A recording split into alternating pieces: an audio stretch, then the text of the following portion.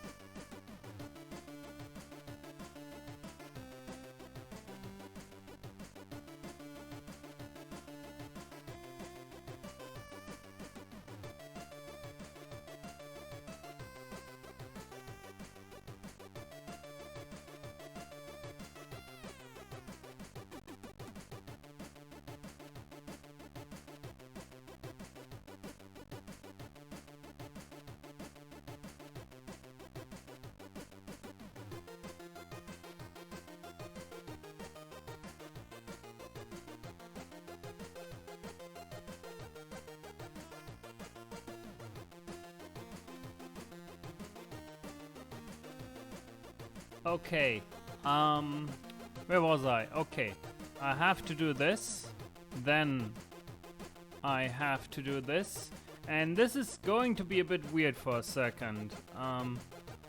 Have to start this recording, have to stop this recording because the, like, smart person that I am, I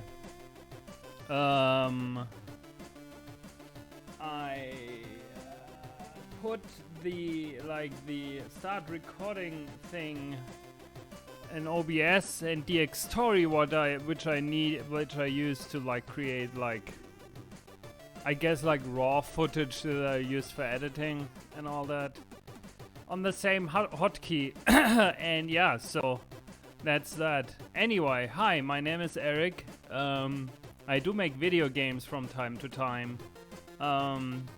This is my first video game, my first commercial video game, which came out a bit more than 4 years ago. It's called Splinter Zone, not Powertron. Powertron is something else. I don't know how this got in this game. Really, no clue. But it has cheats in it and all that. Anyway,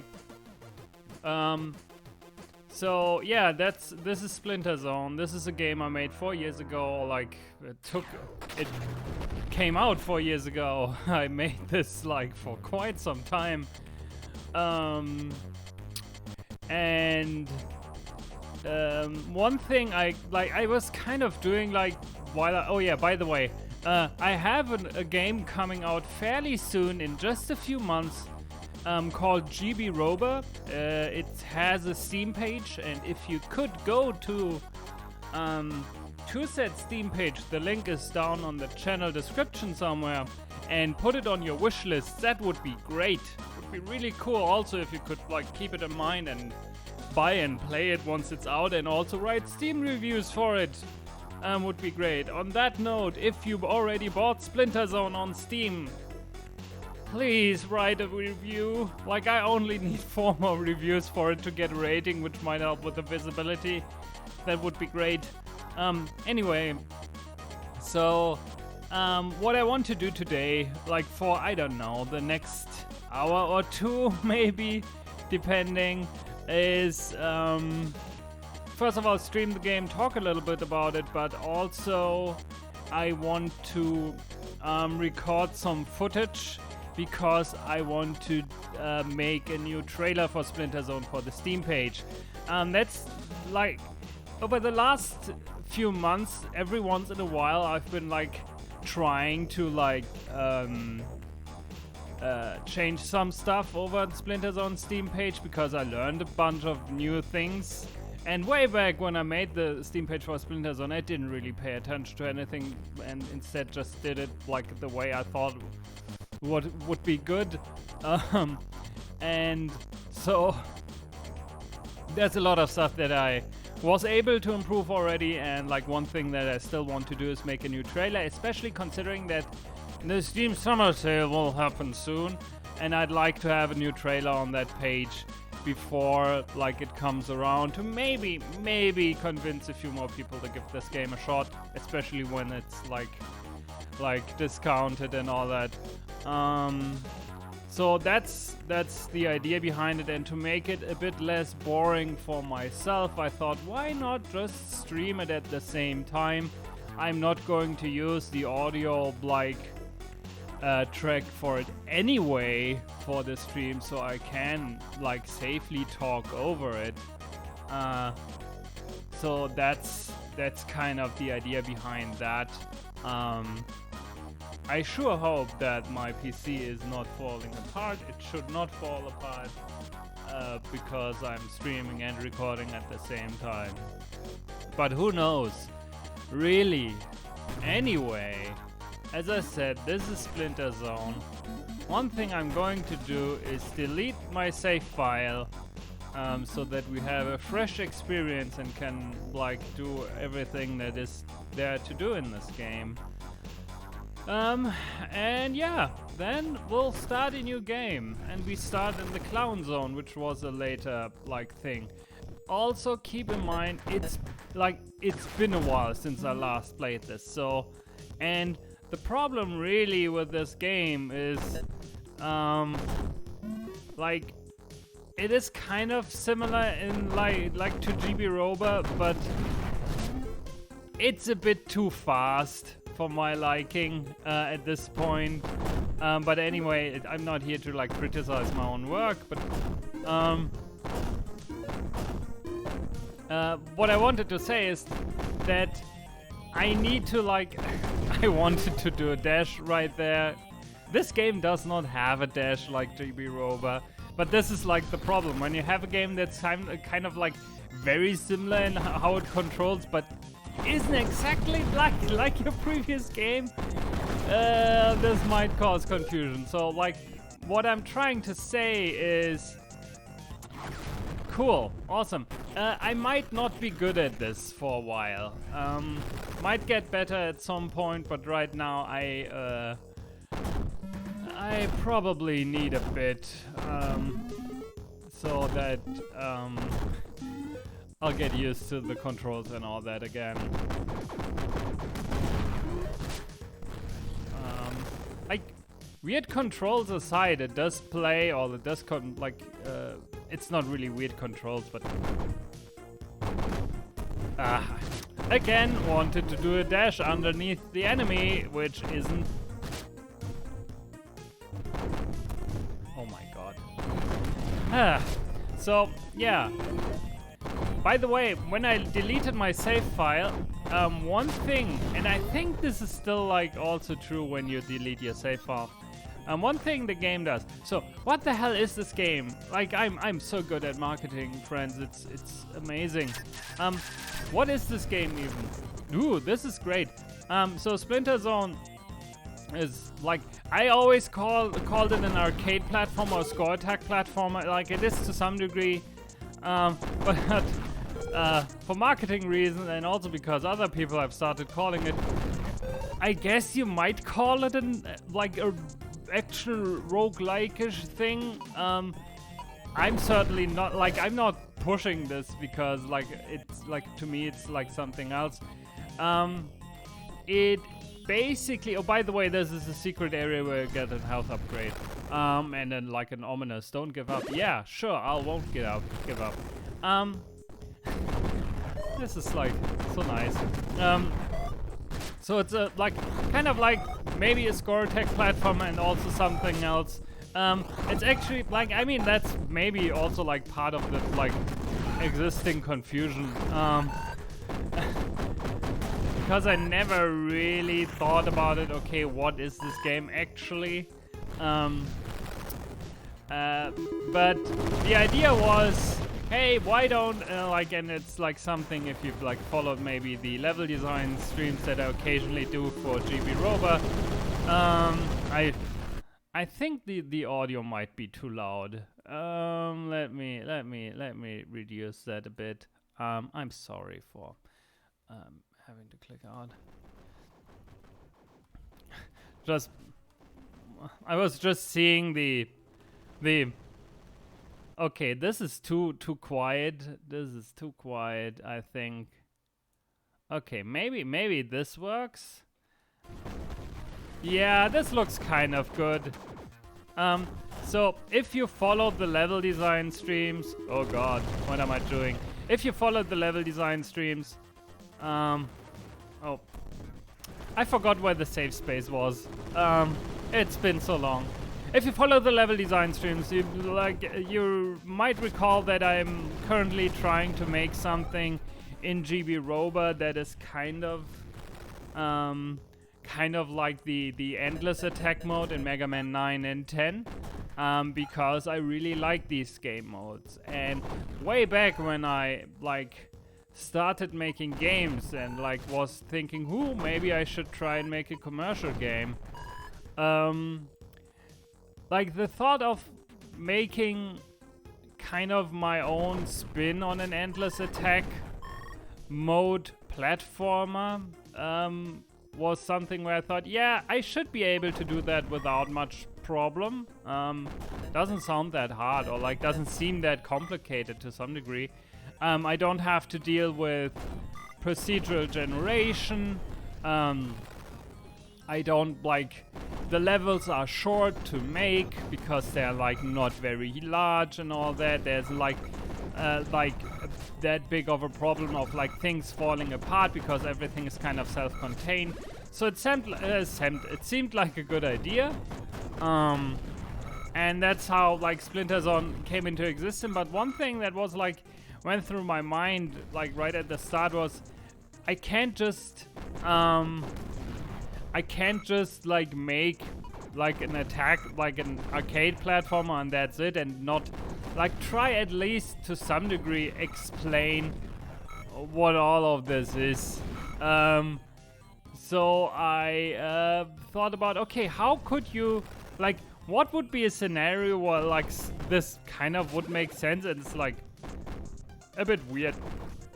But anyway, and the thought was okay, now what if you play someone who's, what if this is kind of some kind of eternal punishment for whatever, and you center it around that, and it's also, it's not only about doing this is my alarm, I'm sorry, I have to get out of bed.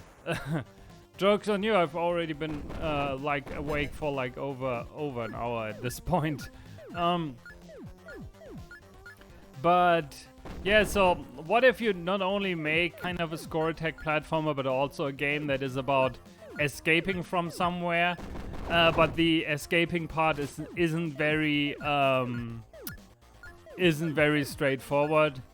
So, and instead it's basically kind of there's a sort of a hidden game, in this game, to some degree. That was the idea, and that is still in there. There is actually an ending and a way to escape, but boy, is it hard to get there. Not only are the final stages kind of difficult to do, most people also don't find them, which is fine. I'm now at a point where I'm absolutely okay with this. For a while I was kind of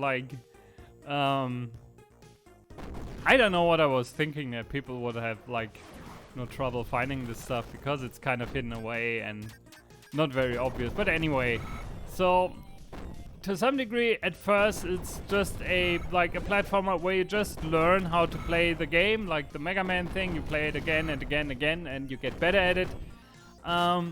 And at some point you just that proficient at the game that the thought was people will start notice certain things, notice certain secret areas, and will over time just find like the exit or like the secrets that you need to do in order to escape. I completely forgot that these Jack-in-a-Box enemies had like a question mark when they aren't popped out, and like a different thing when they are. By the way, this is a secret. You have to ride this balloon all the way down here, and then you have to jump over here. I almost forgot about it. And here's an upgrade that you can find.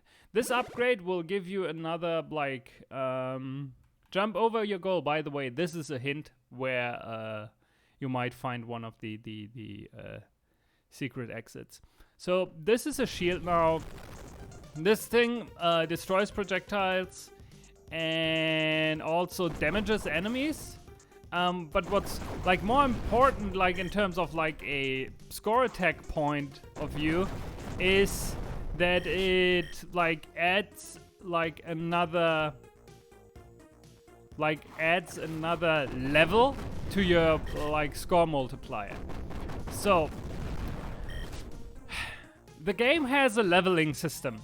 You can see like every time when you can see the level up there in the top left. You can see every time when I destroy an enemy, they spawn these weird things that go to you. One like at this point make this fairly high-pitched noise. The pitch depends on like the level that you have. Basically, the more like XP you have, the higher the pitch is. Anyway, and when you like at certain like intervals, your level increases. An increased level does several things. The most important part is like you get these, like in the first 2 levels you get these drones that fly with you, that shoot when you shoot. On the 3rd level, which is your regular maximum level, you'll get, is it? Oh, it's, yeah, on your 3rd or 4th level, because you start at level 1. Anyway, you get this triple shot, and then like when you get this upgrade, you get this shield that's going around with you. So there's a power increase there. Like you lose half of your XP basically when you get hit. So one thing that's kind of like very like that I try to emphasize like a lot with Splinter Zone is this notion that you have to be perfect at all time. The leveling system or the punishment for like getting hit was much more severe earlier on, but I changed it because people were complaining, and I kind of agree at some point, because like initially it was built in such a way that you lost all of your levels when you get hit. But that obviously isn't like led to a lot of people never being able to engage with these systems at all, because again there's like another layer to this.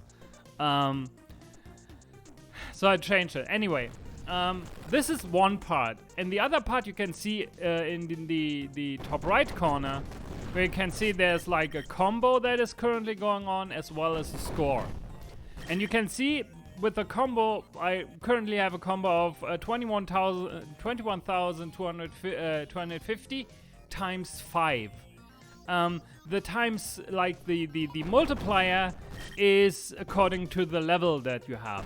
And obviously getting like an extra like level that you can do, and I like accidentally activated the mode that like spends the combo basically, is you can it's been so long. You can cash in this combo basically with activating hyper mode. And hyper mode spends your levels. You get a like fairly large damage boost. You get unlimited ammunition, and you get healed. And depending on how high your level is, your health, you get a different amount of health. Also, but as I said, your like whole combo gets or your score, your combo gets the score you have in your combo gets multiplied by the levels you had at the point where you started hyper mode. So I just made 100,000 points, or like almost 200,000 points, because I had like over 20,000 points in my combo times 5, and that's that. So that's one part, how the score like is built. Get a high level, cash it in through hyper mode, ideally while destroying a lot of enemies, because destroying enemies in hyper mode again increases their like the score you get through destroying them. So you kind of want to try and get them like get as many of them as possible. Also because it's just cool. Who built this boss? This is like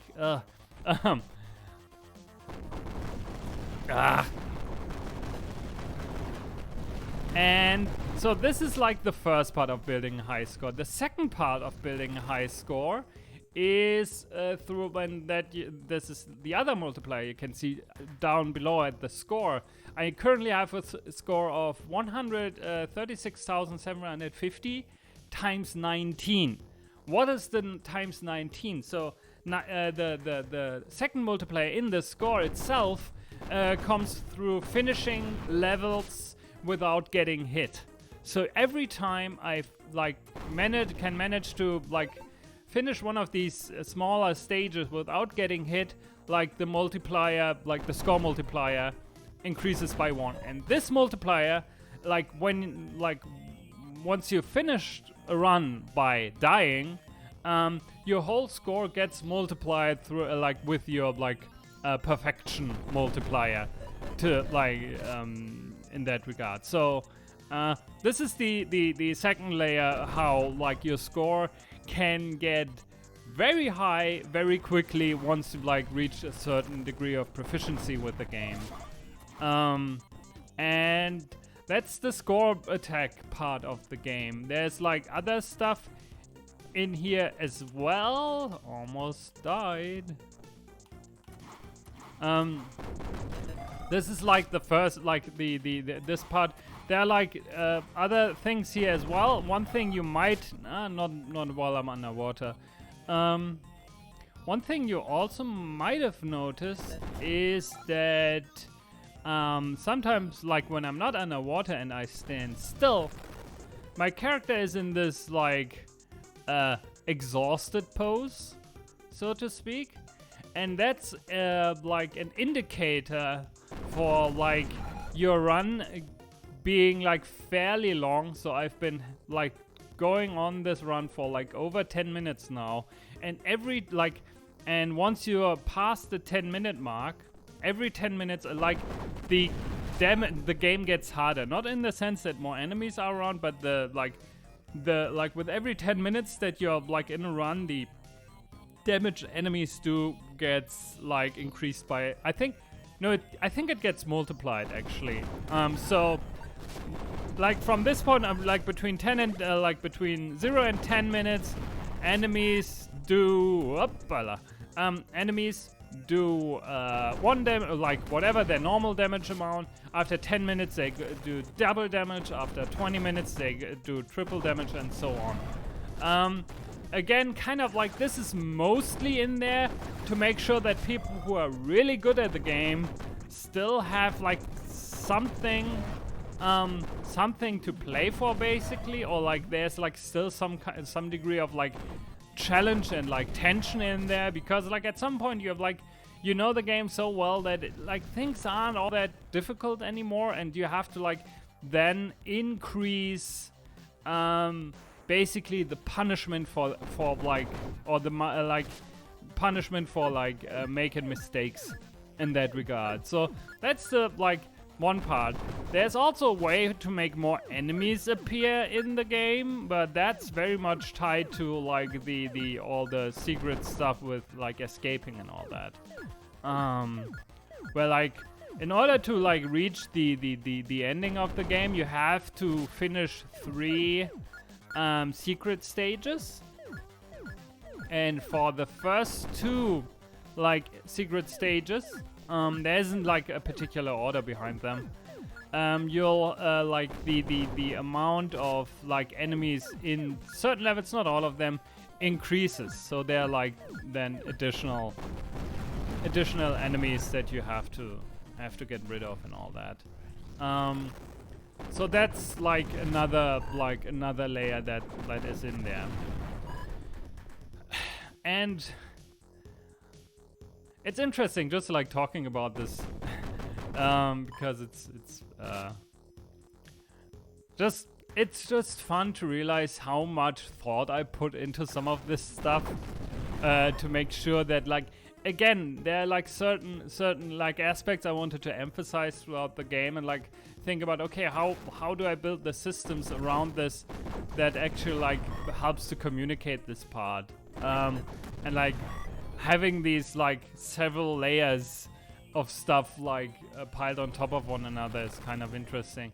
One thing I also did is, so there's I don't know how many stages there are. Like I think it's over 40 maybe at this point, or around 40 stages, and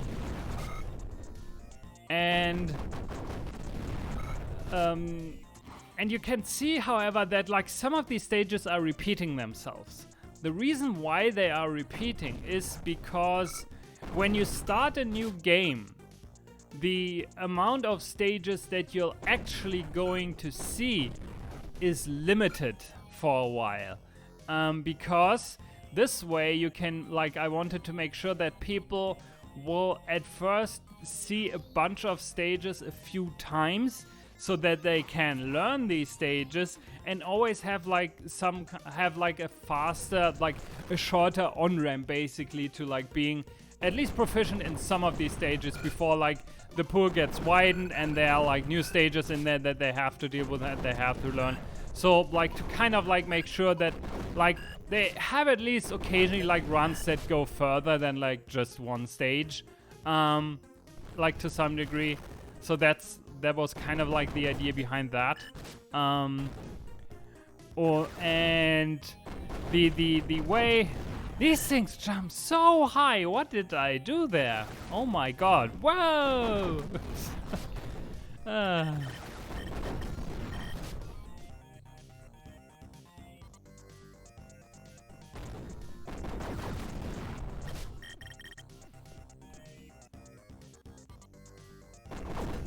You know what? I'm going to demonstrate something to you. So, the way ladders work is a bit weird. You can see here, when I'm here, I jump this high. But when I place myself at the right location, I can jump much, much higher. This is possibly relevant to one of the secret stages, or like getting access to one of them. You can also get access to it like through different means, via finding, what did I do here? Now let's just do this instead, so that I get a bit of health back.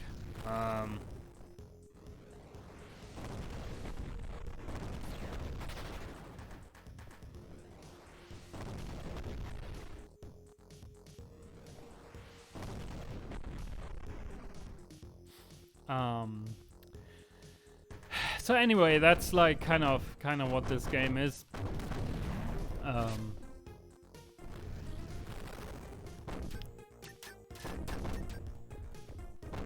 And now I have completely forgotten like what else there is for me to talk about. Because oh god, I completely forgot about this dude.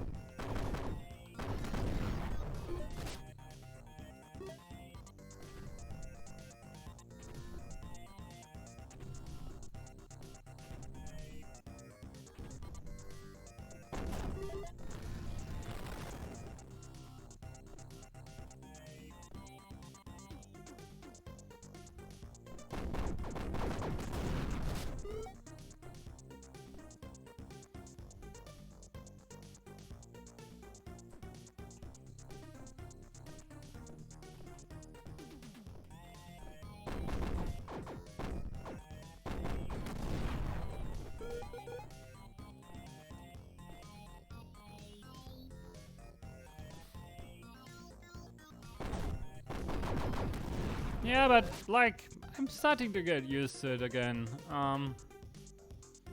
Again, like my personal best in terms of score was like something over 100 million, which took me a while to get there.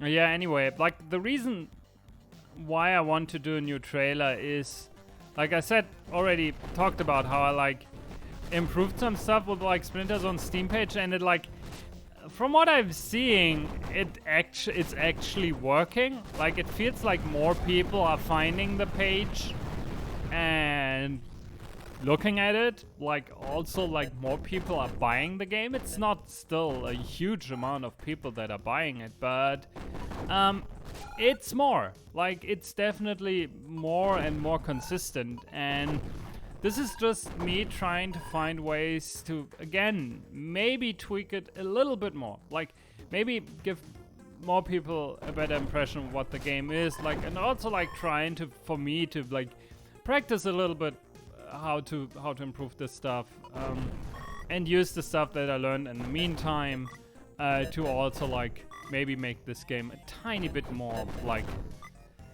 tiny bit more healthy. And like maximize some things that I can still maximize to some degree.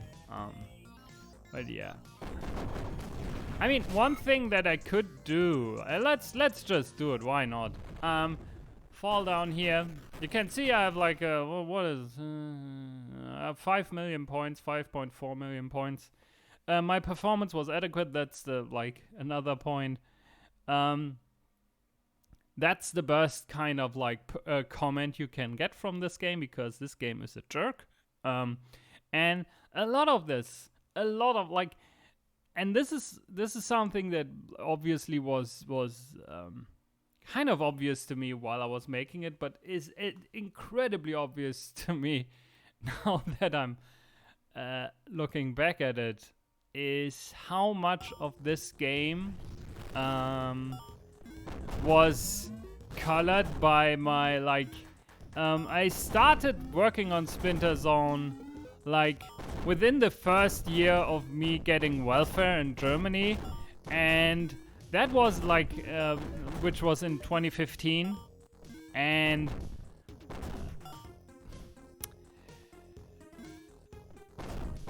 the experience I had in that year with the welfare office were like, I was not like, it's like mostly because I'm not very I guess wasn't very conscious about stuff and like aware of like how bad things were for some people, but I'm realizing how incredibly like abusive I once again, like this is the problem when you have like a fancy gamepad that has like additional buttons on the backside of your controller. You sometimes accidentally push them when you don't want to push them. Yeah, how incredibly abusive the welfare system like talks, like the way they are communicating to you is like, it's incredibly abusive. By the way, you see that snow up there? You can go there. I'm not going to show you what's beyond that, but it's important. So that was like very much on my mind while I still remember, like, I think it was in early 2016, when I was like on my way back from having to deal with the welfare office, and how I was thinking, like during that, wait a second, why don't I like shape the communication, the way the game communicates with you as the player in the same way that the welfare office communicates with welfare recipients. So everything is always your fault. It's always your performance that isn't good, completely disregarding the fact that this is like a completely completely bogus like setup, like a thing that like someone would have to go through, and also completely disregarding the fact that like even if you're like very good, the game will just keep pushing the difficulty or like increasing the difficulty until you break, and it's still your fault that you failed, and it's still framed in such a way that it's your fault, despite the game just getting harder without any reason. And the next part again is like, even when you're really good at it, you're always just adequate. And whether or not you're adequate or not adequate, very much depends on what you like if you manage to reach the goal the game sets out for you. So there aren't any leaderboards in this game. Instead, the game calculates a target score for you that you have to reach that is like within 10%, I think, plus or minus, of your personal best. So at the beginning, when you're starting out, like, and you make one run and get 500 points, then your like goal for your next run is about like 550. And like, depending on whether or not you've like reached that goal or don't reach that goal, your performance is either adequate or like inadequate, I think it was. Like, I don't know. Like, I mean, let's see what I wrote down. I think it's inadequate, but I'm not sure. Insufficient. Yeah, your performance was insufficient. Also, the rank is complete garbage. There is no ranking system. This is like, again, trying, like, this is me kind of tricking the players to some degree. And you can see here, okay, my goal was 4.5 million. Earlier it was around 90,000. It's much higher because my high score is higher. And the better you are at the game, the higher your score goal gets, the less likely it is that you'll get a performance that is adequate. And the more likely it is that you get an insufficient performance. And this is, again, the game kind of being a shithead. And like a deliberate shithead to you. And this is like, as I said, very, very much like colored in by me having like to rely on welfare and like seeing how they communicate with people and seeing the language they use. Like, mostly they use like in their like the correspondence to people, which is absolute garbage. Like, they always treat you like you're like basically on the verge of being a criminal to some degree, always reminding you that no, you're not supposed to cheat the welfare system or whatever, and like if you do that, you're like the worst person, and you always have to like put effort towards finding a new job and all that. And it's like, yeah, but like it's written in a way that it suggests that you're a lazy piece of shit. Like completely like. And since they're like communicating with everyone the same way, it doesn't really matter like what your individual circumstances are, why you're getting welfare.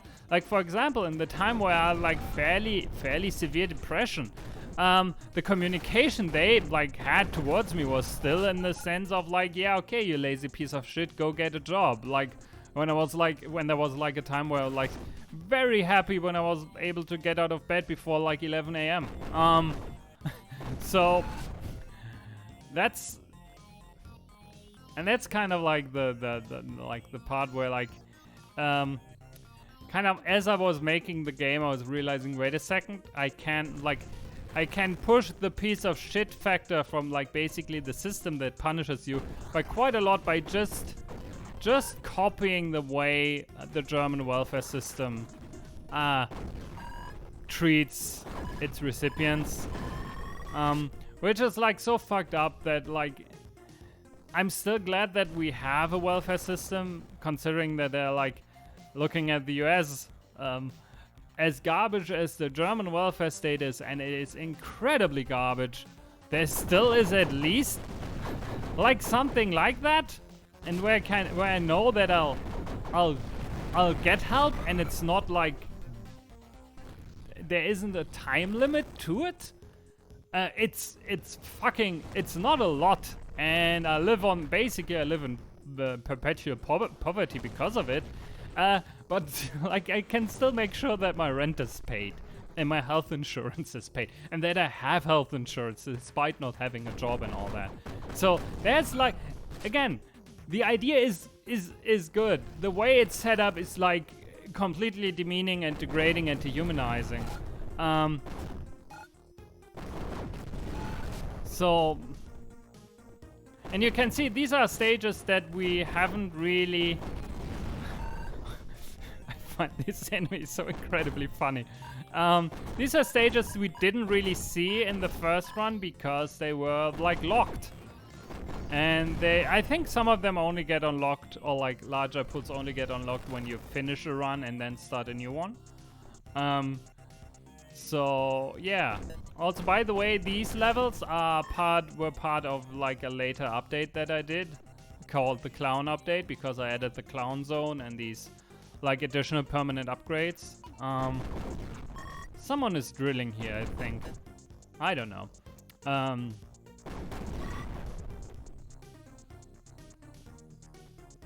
Whoop.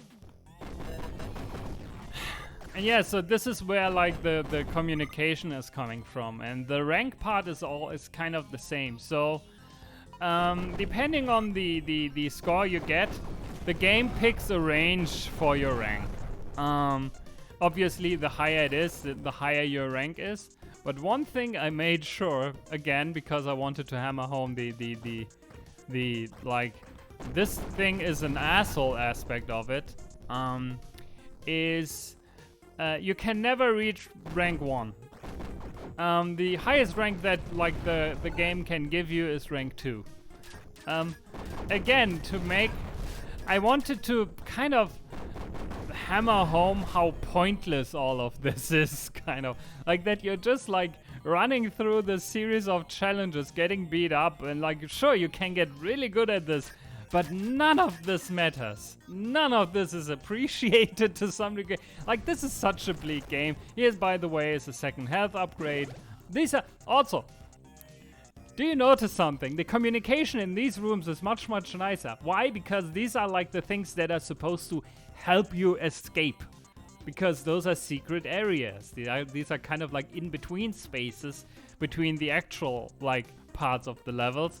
And this is where like someone has put stuff in there to help you get out of here. And this is like the idea behind that. Like, and again, this is my alarm again. This will happen in 30 minutes again as well. So, and I think you can see like what I was trying to do, like to like show that there is like, it's not that the game is completely an asshole to you. It's just like that the very obvious parts of the game is an asshole to you. But once you start or like try to escape and start to break the parts of the game that is like that you can like see, things get different. And it's like in the end you trying to like push back against something that is like, again, treating you like shit, and like you're trying to find your own space somewhere, or like getting out of a terrible situation to some degree. And again, it's something I was kind of aware of while I was making it, but looking back at it, it's really, really, really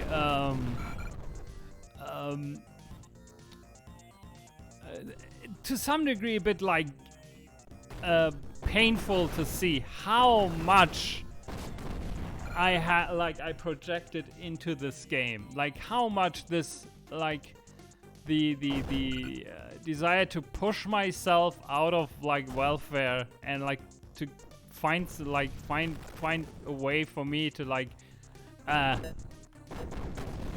get treated the way I wanted to be treated, pushed against like or like has colored like a lot of what is in this game. So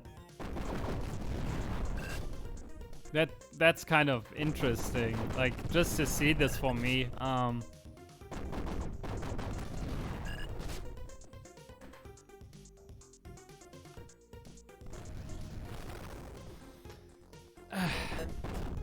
Yeah, that's like me being like very, I don't know if that like I don't know if I can find a good English term for this.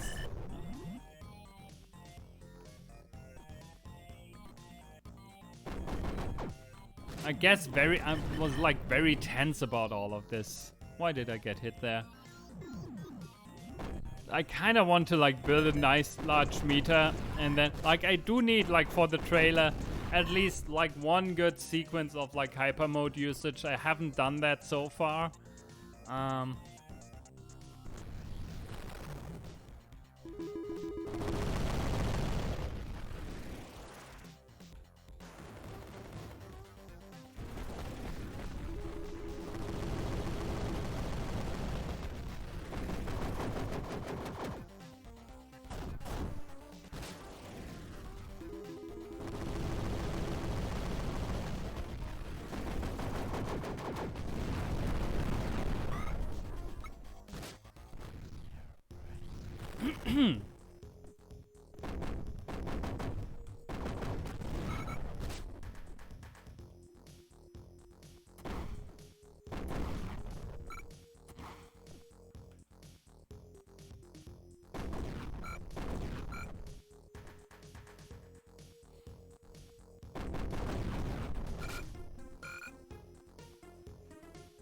Cool, my left leg is falling asleep for some reason. Ugh.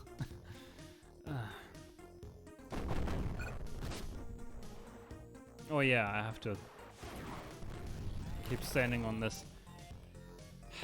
This is a good area, but I'm not at full level.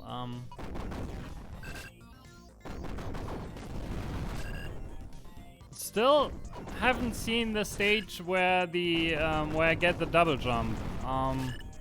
Still waiting for that one. It's like the last upgrade in there. By the way, the like all the other upgrades are permanent. So also, this is like the only part that isn't like that persists between runs. The stuff that is supposed to help you escape.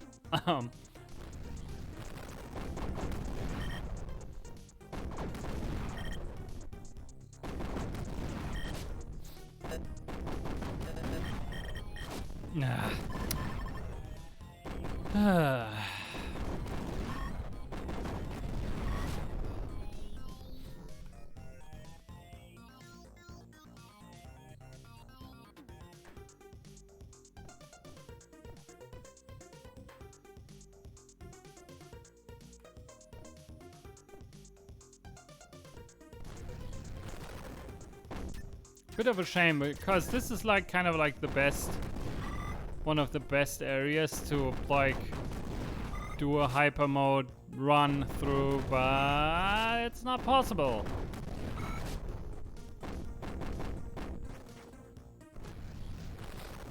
Ooh, a new boss fight. Oh yeah, also think that boss fights might be also limited at first.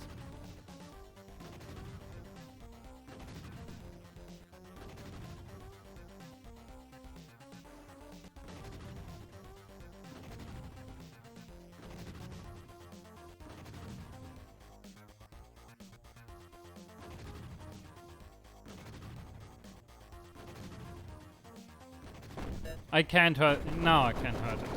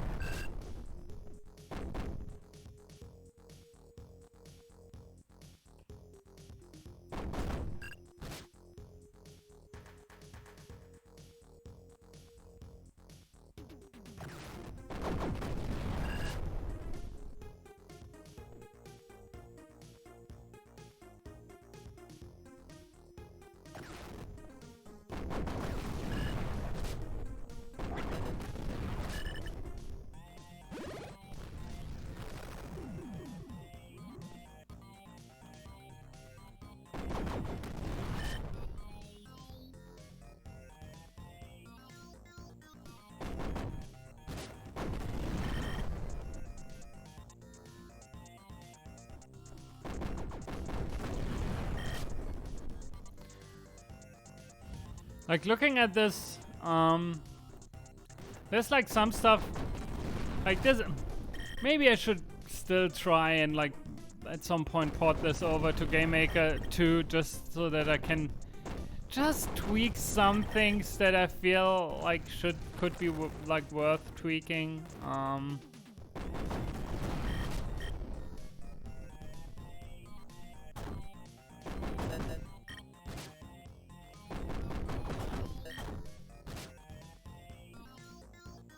Like the explosions, for example, like just the graphics.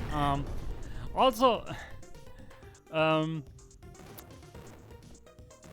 nowadays I would like make the game in a different resolution because it's kind of like too big, or like the screen screen area is too large and the character sprite itself is too small in comparison. Like, by the way, you can get up there, and it's like, oh look, there's something. I'm not going to tell you what there is, but there's something.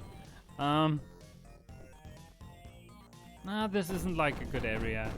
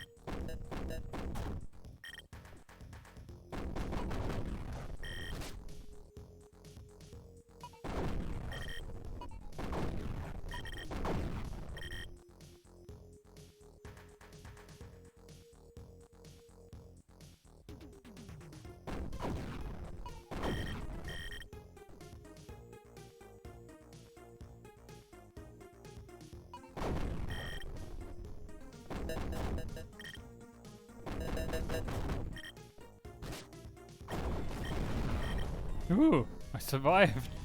I mean, it's not I survived, but more like, okay. Why is this stage again? Ugh. This isn't supposed to happen, I think. Like, so every time, like, when you've defeated a boss, the next, next sequence, basically, of stages, and like, until the next boss fights get built, and I remember spending a lot of time trying to make it so that like stages don't repeat. So like one thing I did was I grouped the stages around like their overall degree of difficulty to make sure, again, to kind of like make it so the first stages in a series, the first and the last stages in a series are always the easiest, or always out of like, I think always out of the easiest pool, or could be, and then like they progressively get harder. I think there are 3 pools, so you have like pool 1, pool 2, pool 3, pool 2 or 1. I think it's pool 2 actually in the last one. Either way, the last stage is always easier than the second to last stage. Again, to make sure that if people can manage, like, first of all, so that it's more likely that people find a way to like to make it more likely that they can get past at least one stage in a sequence, and also that if they can manage to make it past the hardest stage, that it's kind of likely that they'll make it to the to the boss fight, so that it feels more like they're doing that they're like progressing through something. But for some reason I never managed to be able to build it in such a way that it's actually not repeating stages within a sequence. For some reason it just doesn't work. I remember spending a lot of time on this because also before I published GB Robot's Steam page, I was looking at what I did on Twitter, with Splinter Zone and all that back then. And I remember seeing a lot of tweets in that time about me saying yeah, I tweaked the level sorting algorithm again. It should work this time, and it never worked. It's fairly rare that this happens because again, there's like enough stages in these sets that like repeats are fairly unlikely, but it still sometimes happens for some reason. Also, another thing is when you can manage to finish a secret stage, it's much more likely that another like stage with a secret exit will start to appear within like in your next level sequence. This likelihood goes down again if you don't take the next secret exit, but this is basically meant as a way for people who know how to finish the game, who like have a somewhat reliable way of finding the stages that they need fairly quickly, so that it's not that frustrating when they, like, for example, have figured out how to finish the game or how to reach the final stages of the game, but have not died on their way to the end. Because then knowing that, oh god, I have to like rely on like just like the randomness to give me the levels that I need, or like give me the stages with the appropriate exits, like at some point, is kind of blech. So I'll build it in such a way that you'll like that once you know what to do, basically the game will give you what you need, so that it's more likely that you'll like at that point actually finish the game, which again isn't like, I always say like about a third of the game is hidden away, like in terms of size, and it's not an exaggeration actually, like it is actually a third. What am I doing here? Okay. Oh yeah.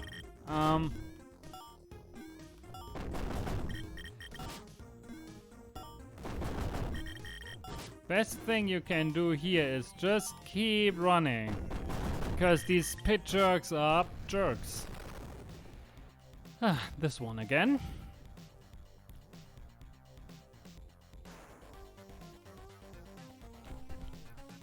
But yeah, playing it, like, again, it's not a bad game.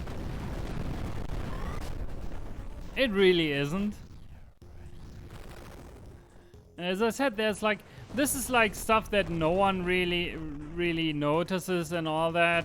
But it's, I think it's one of those things that when you don't put that much effort into it, like makes the game just like not very interesting to engage with. All of these systems that are built like to like push the score system and push a certain play style within the score system. If those weren't in there, the game would feel much less good. Because this way, there's also like a feedback of like how well you're doing and all that. And if like this isn't just there, it's just like, yeah, okay, well, like why am I pressing these buttons? But this way, there's like a suggestion that oh, you got hit, therefore like your score multiplier goes down and all of that other stuff, and it's just more interesting this way.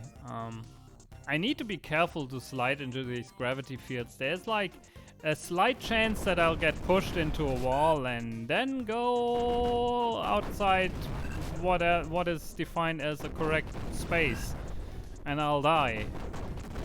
At some point, like during a games festival where I was like showing the game, someone managed to clip through this wall on the right, and I have still, like back then and definitely not now, no idea how they managed to do that. I saw, like I watched them and I saw that, I was just like laughing so hard because it was just so funny. Like, cool, yeah. It's always, honestly, it's always funny when people.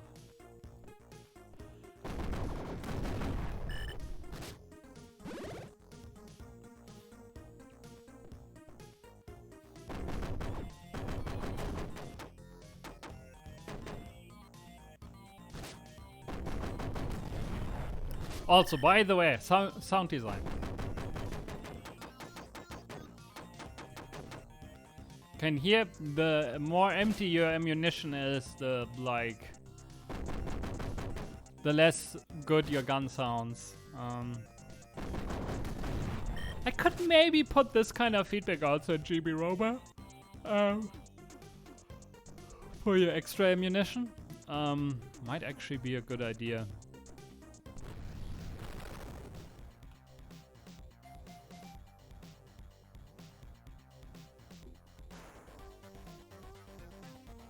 Honestly, the biggest danger with this boss is like fooling around too much because it takes so goddamn long to get anywhere and getting hit by the lightning.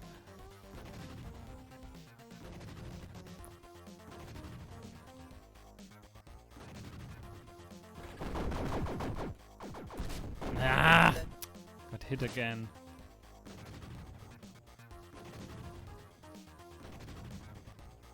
At least we get to hear more of the good music.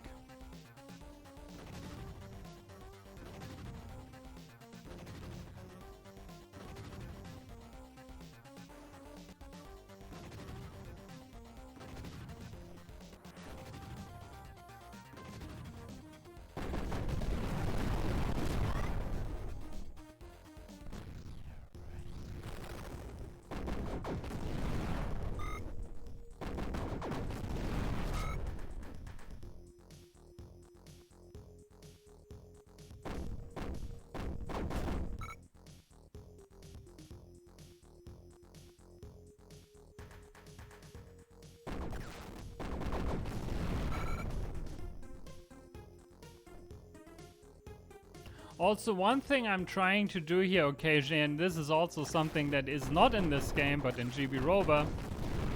In GB Rover, so there's this like, this nice grace period when you walk off a platform, which isn't all that long in this game. But you could, like, probably were able to see it here or in that moment. In GB Rover, when you jump after, like shortly after walking off a platform, you get a small speed boost. And this isn't like in this game, but I like occasionally try to do it. I still really love the enemy design of these. Just look at them, like playing their weird organ. I should have done a sound effect here. Why I haven't, like some weird like honking or whatever.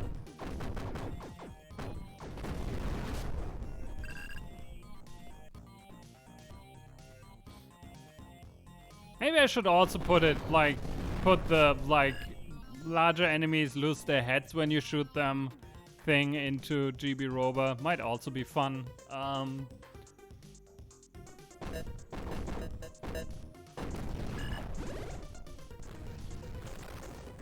So, this is also like something you only hear from me. You might think that this way is the easier one, but it isn't. This is like a fairly simple drop, but like this whole area is much easier to navigate than the one down below.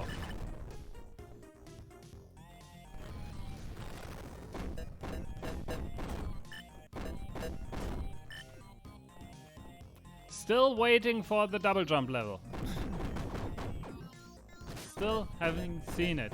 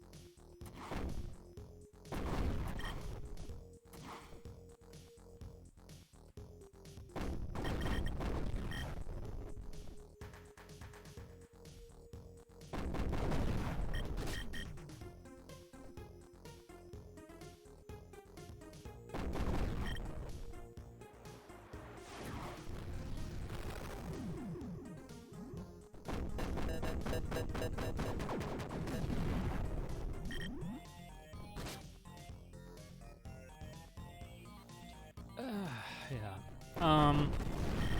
Is there something else to talk about? I had a fairly busy weekend.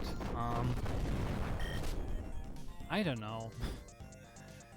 Like a very busy weekend to some degree at least.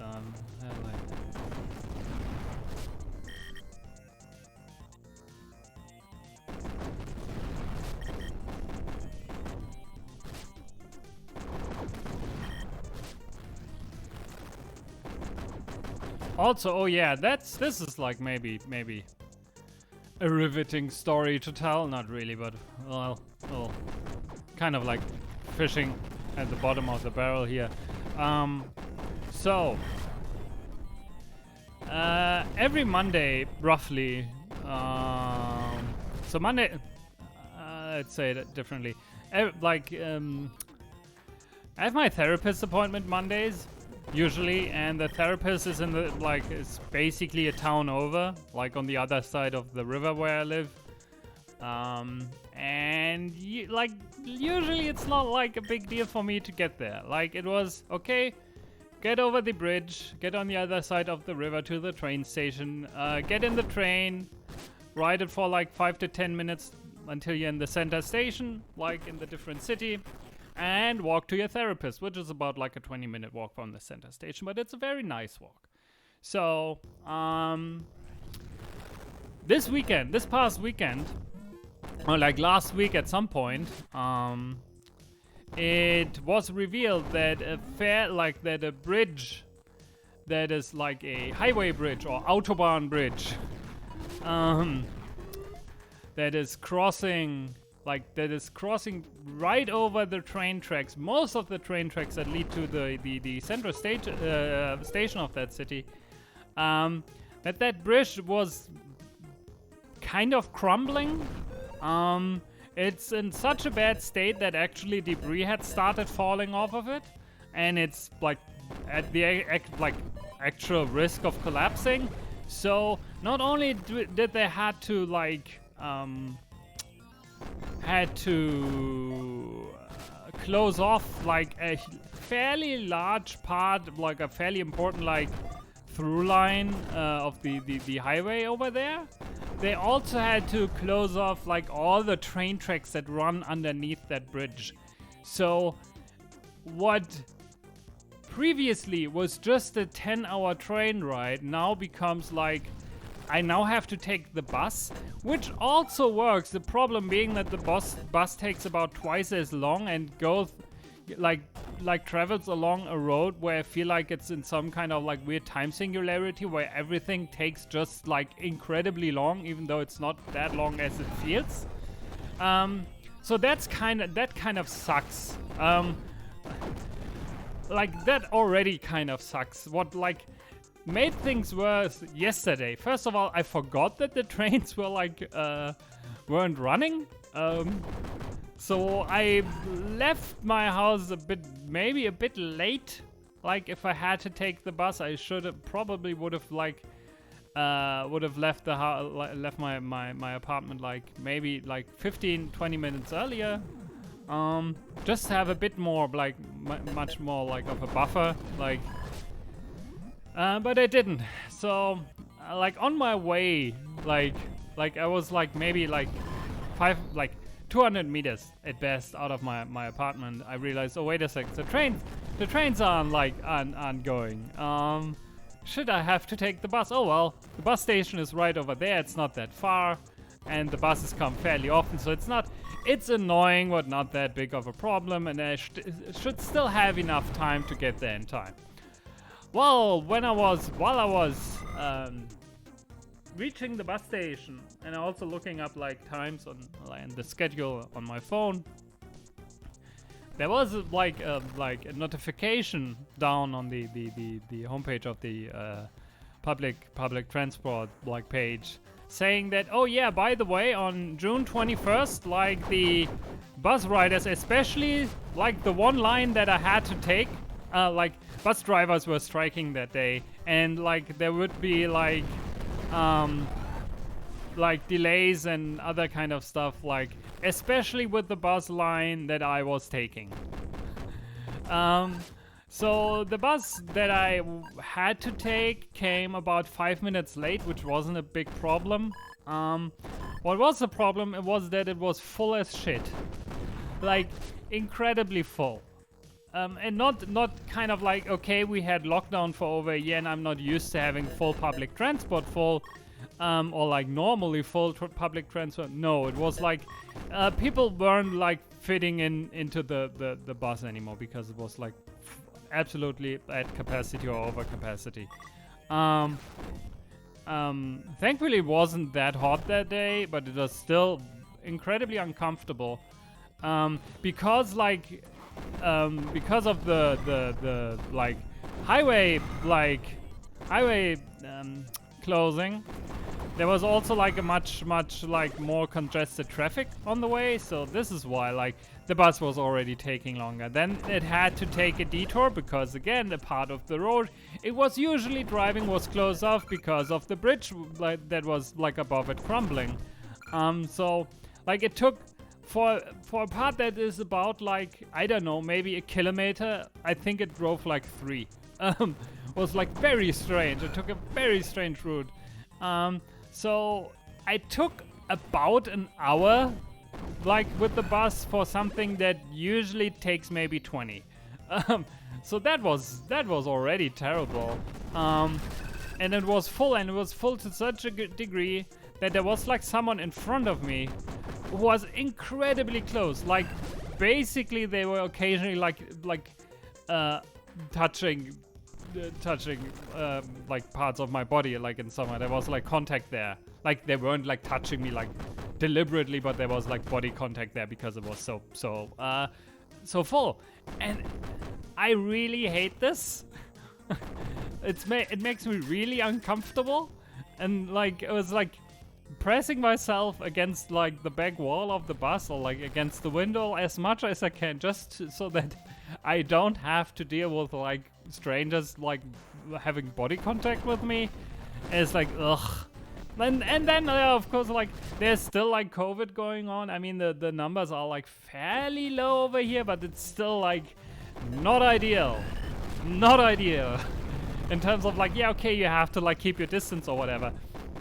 Wasn't possible. It just wasn't possible, and I had to ride take this bus because I had to go to therapy. So yeah, and also like, you know, all that stuff with crossing a picket line and whatever is also like a thing where like on my way back I was like, at first I tried to walk, but after about 2 hours and me still being like fairly far away from home, I said, okay, let's go to that bus station and take the next bus because this is taking too long. I also like went through like parts of this like the city that I never saw. Like there's like a whole area that's just like, okay, here, oh, apparently this is where all the rich people live. Which was like very strange. I was also looking for like possible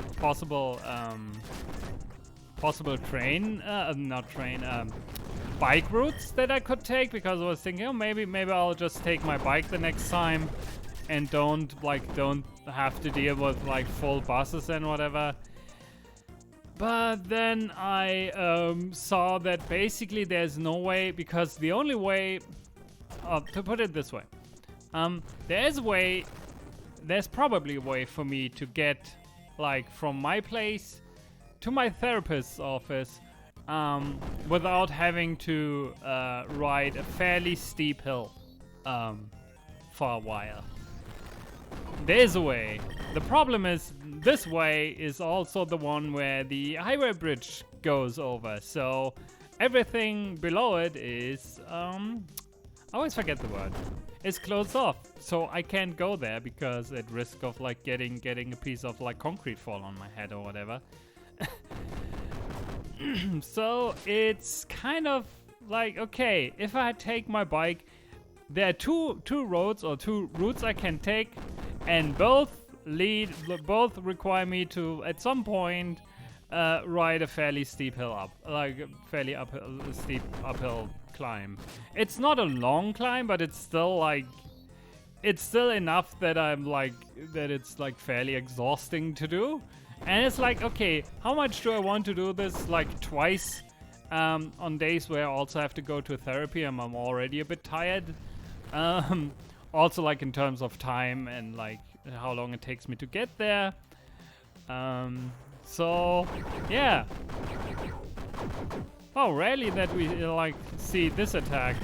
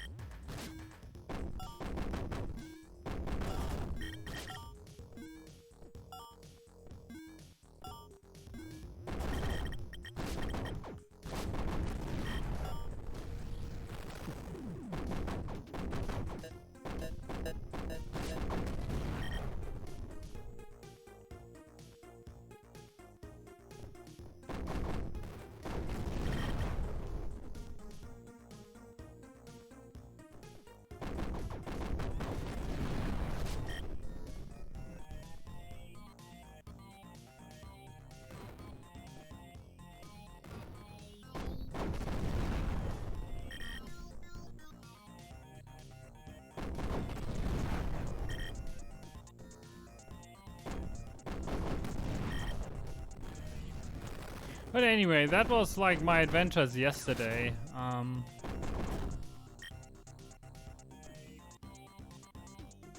Really strange. I have to figure out a like nice way to get over there, like where I can kind of make sure that that I'm like it's fairly likely that I'll arrive on time at my therapist's office without being stressed out, because this was like the other part was fairly stressful for me to get there. This was actually like an area where like activating hyper mode could have been cool. Oh well, we'll do it somewhere else, hopefully. Because this was like the other part. I was like constantly looking at the like clock and like okay, can I get there before it's too late? Because if I miss an appointment or I'm like way too late for an appointment, I'll have to pay 70 euros at like basically a fee for like missing an appointment. And I already missed my appointment on Saturday, so I already have to pay 70 euros, and I do not want to pay 140. So that was the other part that was like stressing me out quite a lot, because I don't have a lot of money. And like paying 70 euros is basically okay. Yeah, you like aside from food, you can't afford anything for the month. Why did I do this again?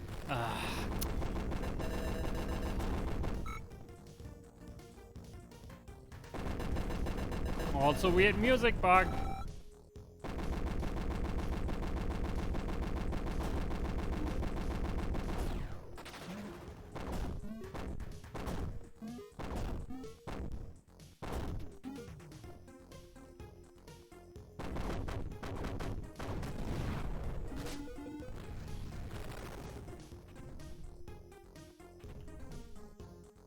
Been a while since we last seen this level. I think only once so far.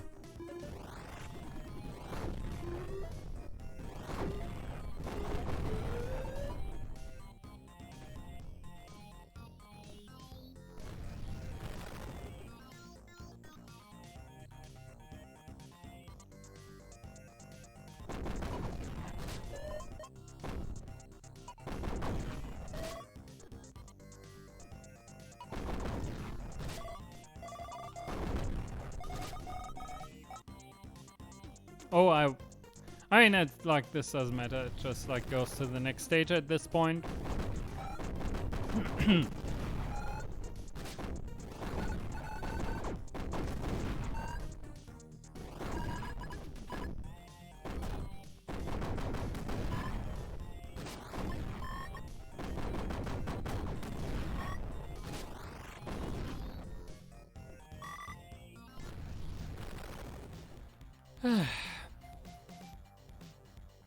How long?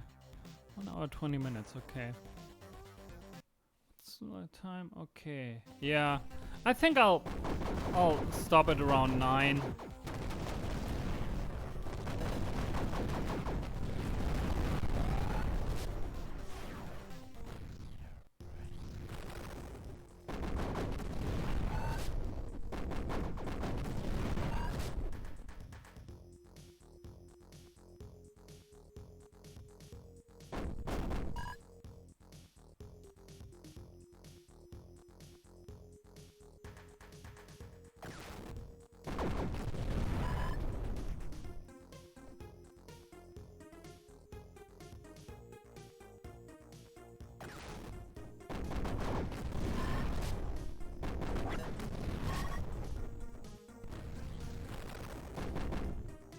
You know what?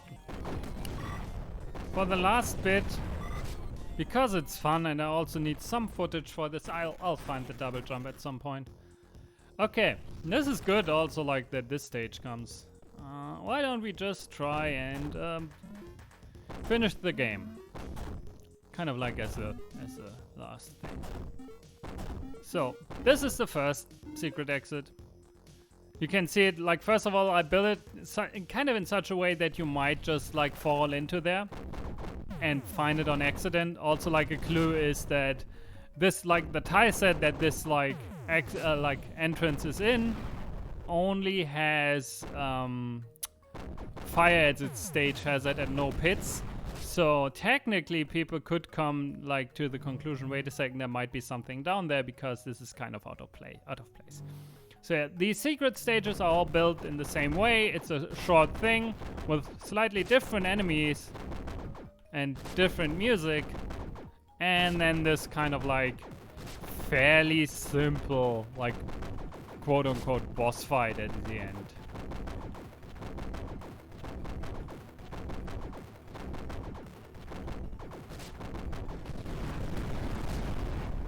Also, a thing you might notice is that the enemies in these secret stages do not give you experience points. Again, a thing like kind of signifying that like these exist outside of the normal like system of the game, kind of.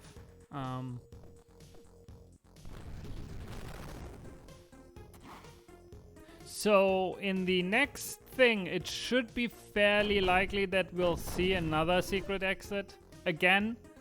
It's not guaranteed, but it is likely that we'll see one. And like, once you look at that, we already got the other one. And here's the thing.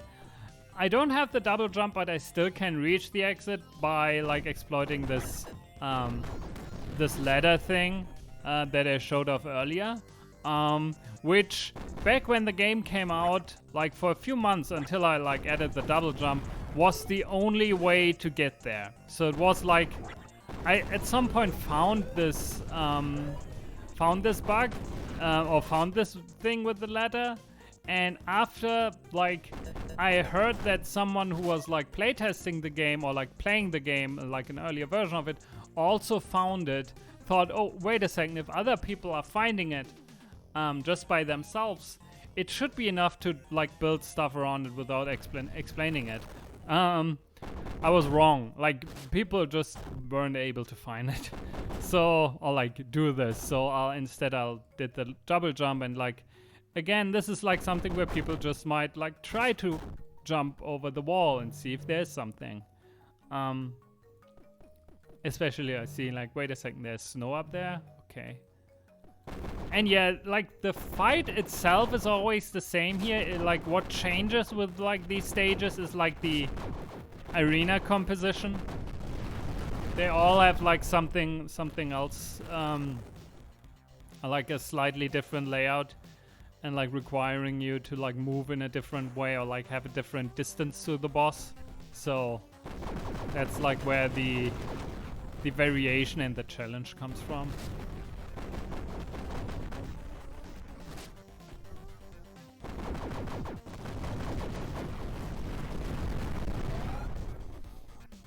Okay.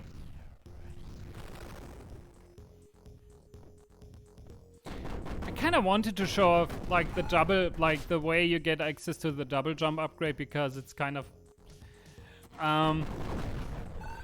I kind of repeated the same mistake with the double jump upgrade as I did with this, like basically the exit that requires a double jump, in the sense that like in order to get the double jump you need to exploit a quirk in the way the game handles collision with some things. And I know a few people who have basically found the exit for the double jump, but they thought they can't get there and felt like they were stuck. Which was not the case, because I've tested this game way too much. Like, there are no places where you can get stuck here. So like, whenever you find something and think, oh, I'm stuck in here, no, you're not. You just haven't found a way out of there. And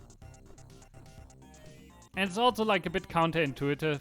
So, but I don't mind this. And won't you look at that? This is like the third part. So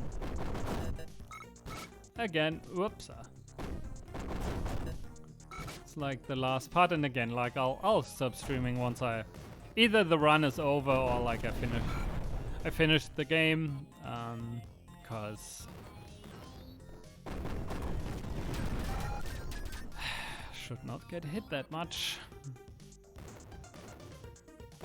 This is also like one of the few cases where you can see here, this enemy that's coming now was not here before, so this is like one of the instances of like more enemies getting placed, the like more secret stages you finish. So we can jump over here by like doing a drop slide off of a ledge and then using like, and when you slide off of a ledge you get a speed boost and can like get the distance to jump over there.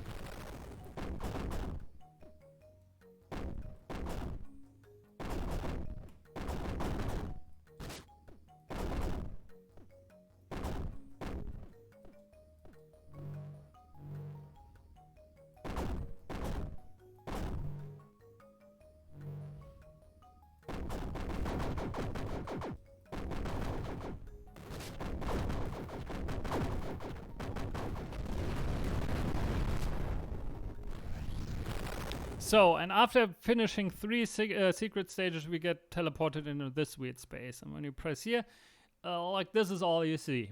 And what this space is kind of like the place where your character is in between runs, sort of. And this is all they see. Basically, the idea is when you die, you get regenerated in this weird thing. And then you walk over here and see what your previous performance was. My previous performance was insufficient because that's what I got in my previous run. And then they like start a session. And the idea behind finishing the secret stages was you finish these stages and then you can you finish these stages and what else? Finish the stages and then basically you break the way like this stuff works and you get teleported to your cell, but with your weapon. That's the other part. Like they always start these runs without their weapon, and the weapon only gets generated or like only works when they're like basically within this weird punishment system. And also the game generates kind of like strange free verse poems. So what this is about is every level in this game, every regular level in this game has like a line associated with it. And with every level that you finish, a line, like basically a new line gets added, like according to this level, which is why you get like repeated like words here. And the idea for that was to create something like for the like to show that the like first of all that time passes while you are in this, and also to kind of like try to show how the person you are playing is trying to cope with their situation.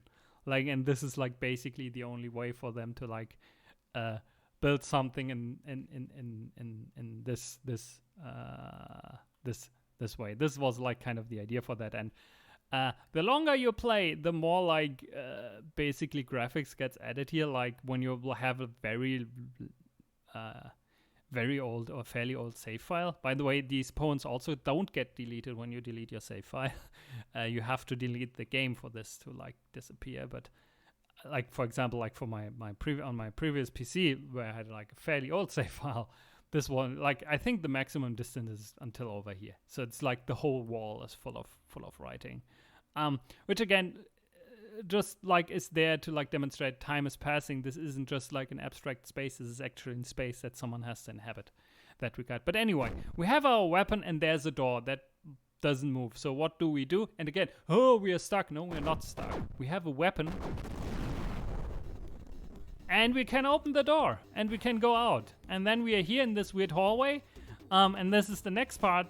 These faces here with their X over them, those are like those weird people that are inside of 4 of these bosses. Like, for example, this old person over here is the one that's trapped in the crystal. That's the one who's trapped in the robot in the cityscape. And this is the one who's trapped in these, in this weird lightning trap thing. This is us. And these here are broken because I couldn't, like, these are like there are 2 boss fights that don't have people in them because I had the idea later and I couldn't find a nice way to add people inside of these bosses where it looked okay. So I made it in such a way that, ooh, like something happened here with those. Kind of. Anyway, we walk over here. A good tune plays and we have like, we're in a completely different area and there's like an elevator that carries us over. And this is like there's now like 3 longer stages ahead of us. Like kind of like the Wily stages, but not with boss fights. And like the first one isn't that hard, but then like they get fairly difficult. And to this day, I haven't managed to finish a run or finish a game without getting hit unless I use tourism mode. Like I sometimes got very close, like got hit on the second to last screen or like during the last boss fight or whatever. But yeah. And this is like meant of like as like a final test, and these like the first 2 stages combine like the gimmicks of two of the regular tile set levels. So this is like a combination of the factory tile set and the ice level tile set. So you have like these ice blocks with ice physics, and you have conveyor belts and these stumpers, and like for some reason there was this beeping still going. And also like a combination of these enemies. So you have enemies from the ice areas as well as enemies from the factory areas. That's kind of like the idea behind that. And the next level has like enemies from the kind of like neon areas and the gravity areas. But this was like the first stage. You can see like they're like a bit longer than the normal stages.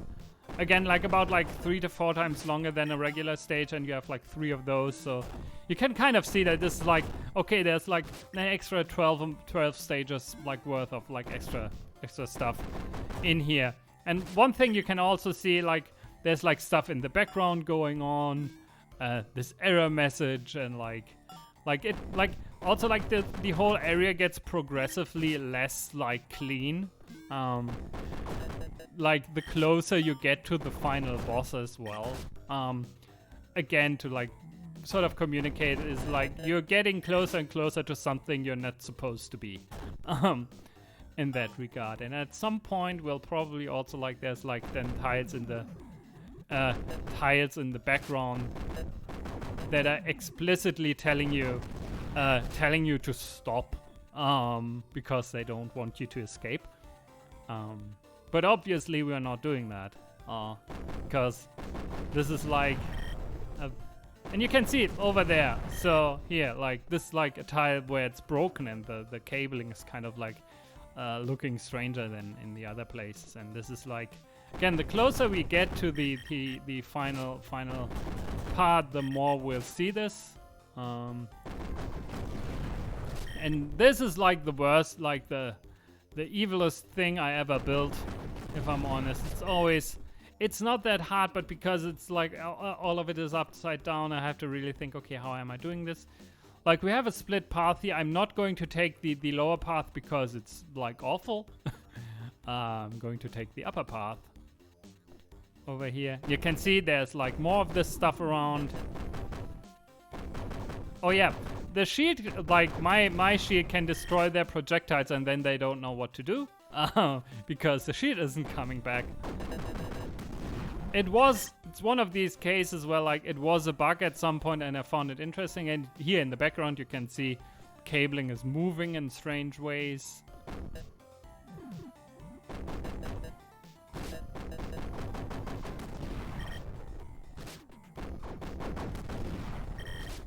And there we are being told to stop, and there's our face in the background. And this is the last stage, and here you can see, like, everything is now kind of broken and red. And enemies don't give any more experience. This is like the last part. These enemies don't give anything to you. Because this is like kind of like the last layer of defense for the entity that has trapped you in here. So like this is it's not that overly difficult, but the enemies there are like sections in there that damage you quite a lot or quite often, and because usually you can see I'm already taking double damage. Usually, if you think about it, you're playing the game and then suddenly accidentally, more or less, or an accident, stumble into this. The likelihood is it's fairly likely that you've been playing this game for a while. So enemies do a lot of damage at this point. At least, like, usually double damage, if not triple or quadruple damage. So this, like, even though there aren't like a lot of like instant death traps, the fact that there are like a lot of enemies here that are kind of tough to deal with and like that require you like to be like very, very careful about your movement, makes it fairly hard to get through here with like a decent amount of health. So like take this section here for example. This is like awful. This is usually where like my no-hit runs end, because this is like requires you to be fairly precise. It does help to have like a full meter, like with the shield around and the triple shot, because you can get through here like without much problem. So now we got it. But yeah, and this is the final climb here.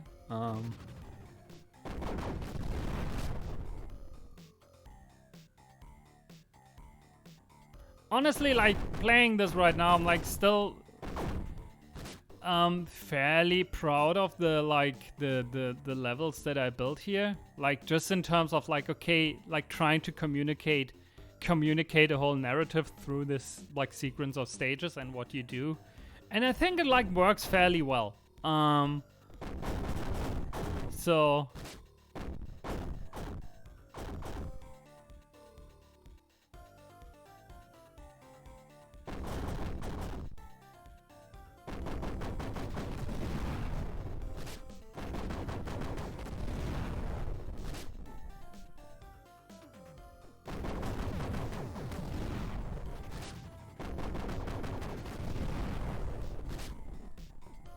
and that's it. That's the final elevator.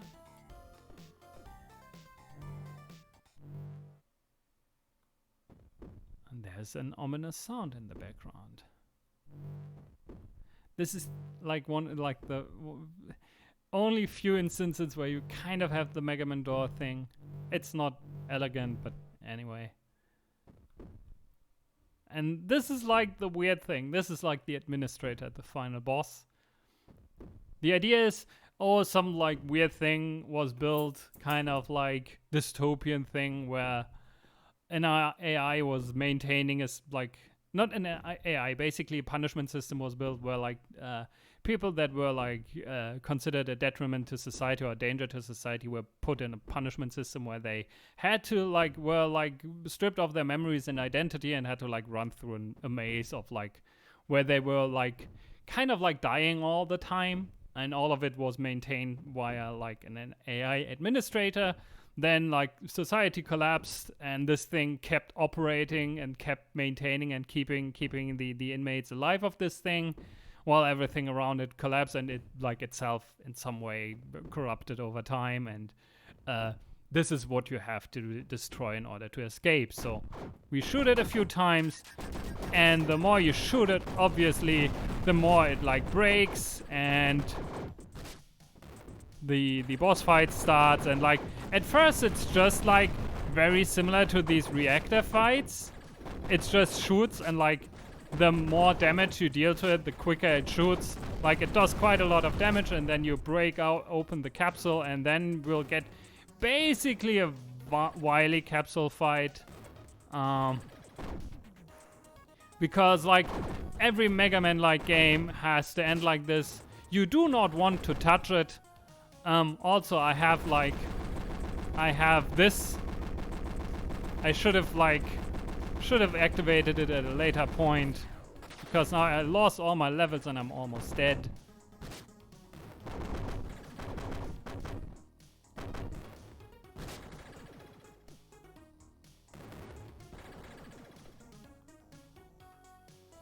Oh yeah, I know why.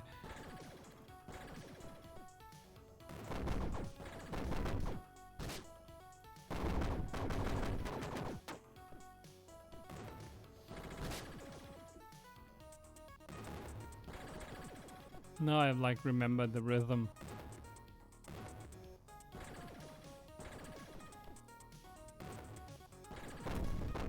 Uh-oh. Almost dead. Shit. Ah.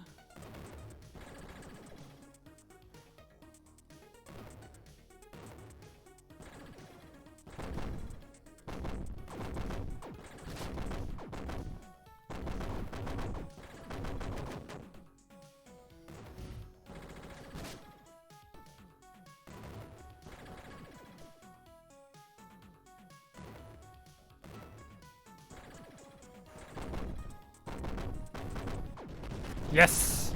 Oof!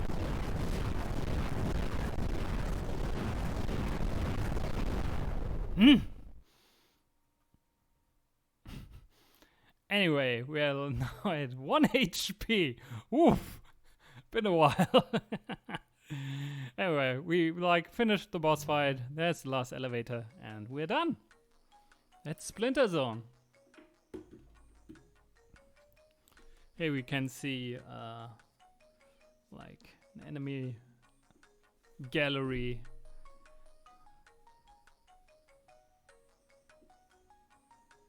It's still a fun game, to be honest. Story behind that enemy is so silly. Anyway,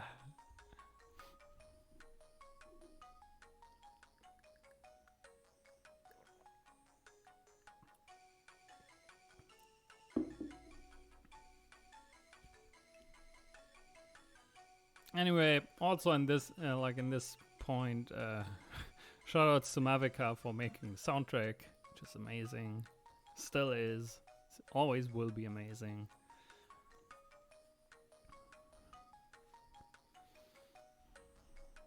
I'm so good at naming things.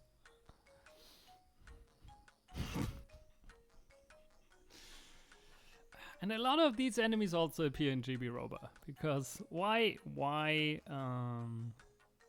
try and make something new when it works?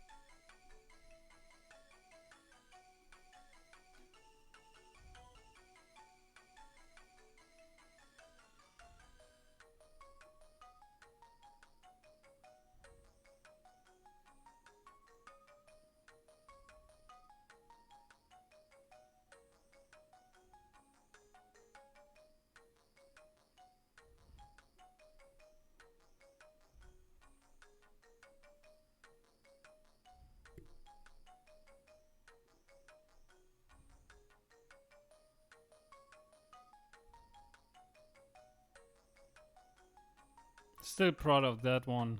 The only case where, like, during making a game, I could use the stuff I studied at university for something.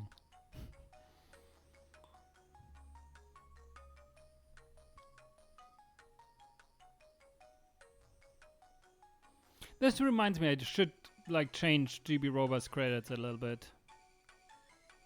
That needs to be changed, the name. I really do. And yeah, that's Splinter Zone, and here's the final screen. Because I wanted to make sure to point out that, yeah, everything is going to be okay once you have escaped. Like, there's no secret, ooh, you realize that you actually can't escape or whatever. Nope, you win, you're out. Like, there's a nice end screen where you just have nothing to do. And if you're like very, very, very perceptive, this is my mouse pointer isn't captured, but there's like, you can see in the grass, like a bit to the left, the gun and like their shirt. But anyway, and then you press the button and everything starts over again. Yeah, so that's that. That's Splinter Zone. I still need to record more footage. There's still stuff that I need to do. Maybe I'll activate some cheats just to have it a bit more impressive. I don't know. Anyway, I hope this was interesting. I have no idea. But yeah, that's been like almost 2 hours of this game. It's still good. Like, haven't really played that long. Haven't really played it like for a while, for like that amount of time. But it's still a fun thing. Like, I still wouldn't make it in this way like today because like I'm mentally in a different place. But I still think a lot of like what I tried to do there and what I tried to communicate still like works kind of well. I'm still happy with what I built there. And like why I like built the way like what I made in this game wasn't like because I felt like all games need to have it. It was like all of it was like a very deliberate decision from my end to build it in this way, and I'm very proud of that part. Because that's what game design is, right? You make deliberate decision to make something that reflects what you want to make. Give me a second. Let's do it this way. Just said like I just stopped the recording. I want you to look at that. There's already socialism in this game, at least in the cracked row. My politics also changed, like in the meantime. That's the other part. That's like very, like I was all like there was already like anti-capitalism somewhere in like my head, but it was like a very like undefined thing to a large degree, and I think this also shows in this game, like to some part. I don't know, it's at least what I think. Anyway, this has been fun. I still want to like sit down and do a longer write-up on this game, like to like talk about, okay, this is what I had in mind when I built it. This is how I feel about it today. There's some things that I'm like definitely like that I wouldn't do in this way today, both in terms of design and aesthetics, and like there are some choices I was a bit like in hindsight I think were maybe well meant but misguided. But I want to write about that because it's a bit difficult for me to formulate it in this way. But anyway, this has been fun. I hope it was interesting. If anyone has watched it, as always, thank you so much. If you have bought Splinter Zone on Steam by any chance, please leave a review on Steam. If you have Splinter Zone on itch.io, and if you had if you bought any of the like larger bundles of the last 2 years, the Palestinian Aid bundle or the Black Lives Matter bundle, you own Splinter Zone, so you can play it. I encourage you to play it because it's a fun time. And also, if you have it on itch.io, and you like it, please consider leaving a 5-star rating on it on itch.io, because a lot of people who bought this game through the bundle felt it necessary to give it like lower ratings for some reason. I had fairly good ratings before the bundles, and about a third of the ratings I got after the bundles came out were like not good. And again, it's perfectly fine if people don't enjoy the game. There's like, it's hard and it's very obtuse, and I can understand that, but it like, it makes the visibility on itch.io worse, and just because I put it in a bundle that, like in a charity bundle. It's not because I like misguided people or like offered them a bad deal or whatever. This is from people who bought the game as part of a bundle, like for fairly important causes. Like, I'm not going to put this game in any like commercial bundles. Like, these were the only bundles that I did, and it kind of like shot me in the foot in that regard on itch.io, like with that. So if you like want, if you can, please leave ratings where you can leave them. Again, if you bought the game on Steam, I'm 4 reviews away. I'm at 6 reviews. At 10 reviews you get a rating, and I think it helps you with discoverability and all that. And it would be really cool to get this, like, get it to at least at that state at some point.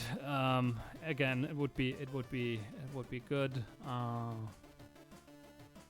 But yeah, aside from Splinter Zone and all that, please wishlist GB Robo on Steam. It's my next game. It is much more conventional in terms of like how you finish it and all that. But it has like a lot of the same DNA, but much more refined.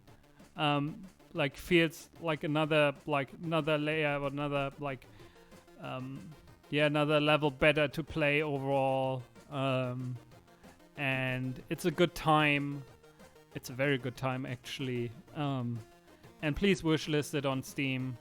It would help a lot with, like, again, discoverability and all that stuff, because this like, I have to paddle this like in such a way and have to like push it in such a way, because otherwise no one will hear about it. And this would be a shame, both in terms of, because I think like it would, like, a lot of people would enjoy it if they knew it existed, and also because I made something nice and I'd like for people to find it. So if you could help me out there, that would be great.